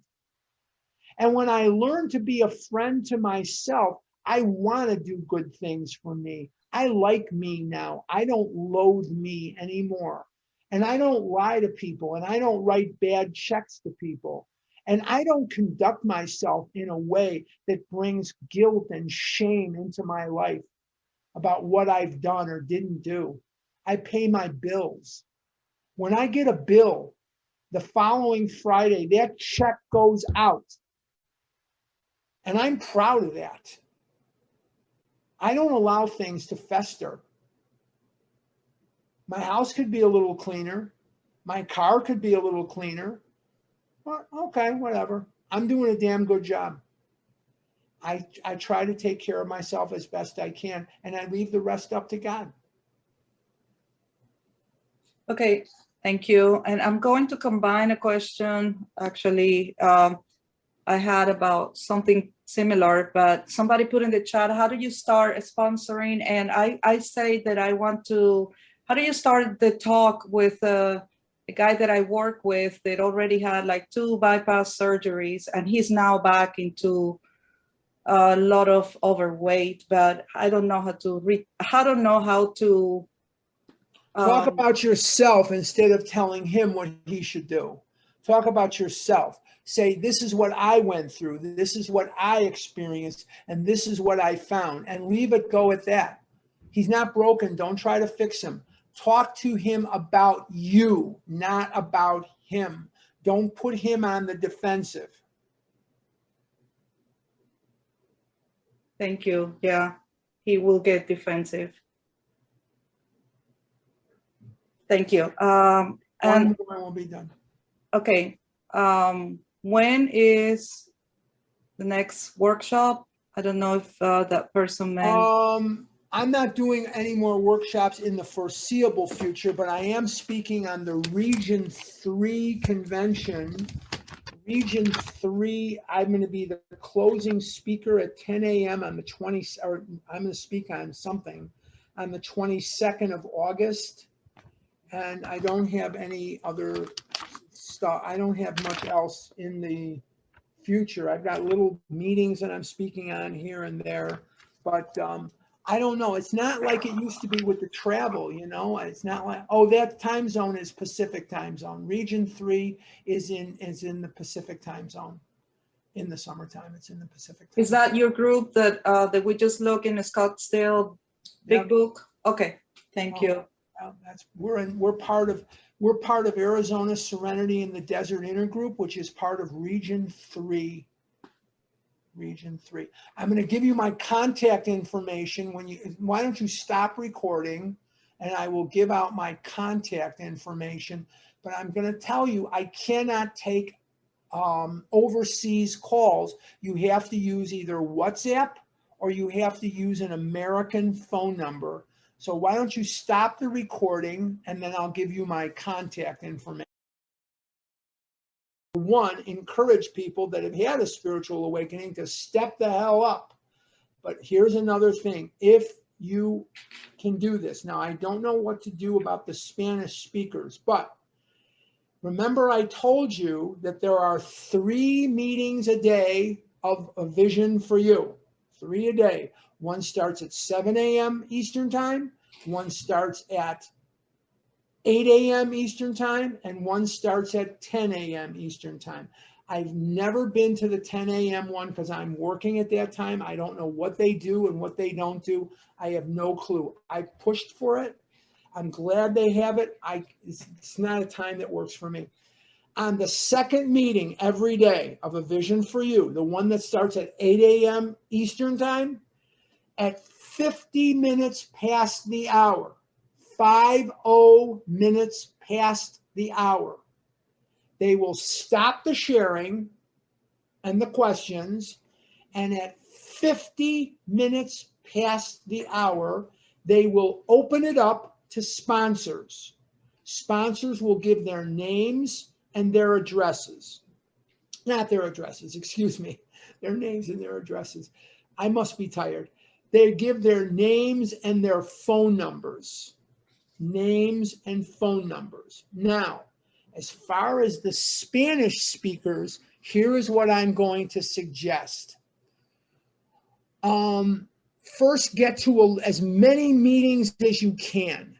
Whatever meetings you're going to, if you can't find a sponsor, switch them up.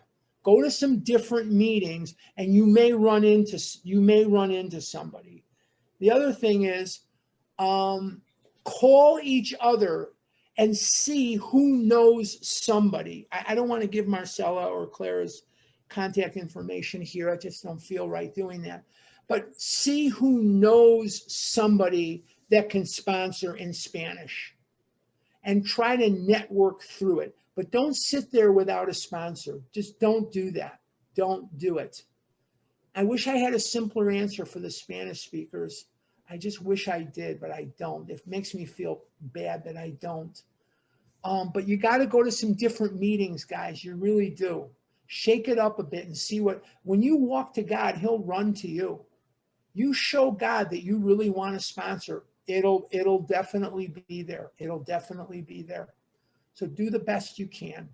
But that second meeting of OA every Monday through Friday at 50 minutes past the hour, they will stop the meeting. No more sharing, no more questions, no more nothing. They will open it up to sponsors to give their contact information and names.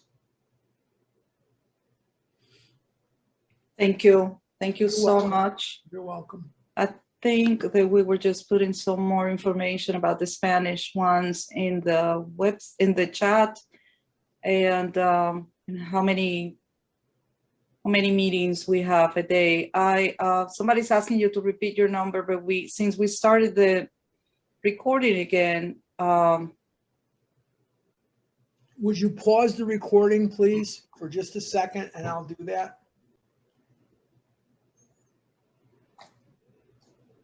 Okay. All Okay. right. I think that's it. All right. Now, if there are Spanish-speaking sponsors on the line, there's 100 of them. Reach out to you now, and let's see if we can match up a sponsor and a sponsee. Because of 100 people, because I'm going to be going here in a second, there might be a match of a sponsor and a sponsee, and maybe we can help somebody this morning. Okay. So if you're a Spanish-speaking sponsor, please hang on the line. Okay. All right, guys, I'm going to go. Thank you again for having me. Can you close with the serenity? Oh, thank you. I keep forgetting. My head is not on straight. Okay. Thank you. God, grant me the serenity to accept the things I cannot change, the courage to change the things I can, and the wisdom to know the difference. All right, guys.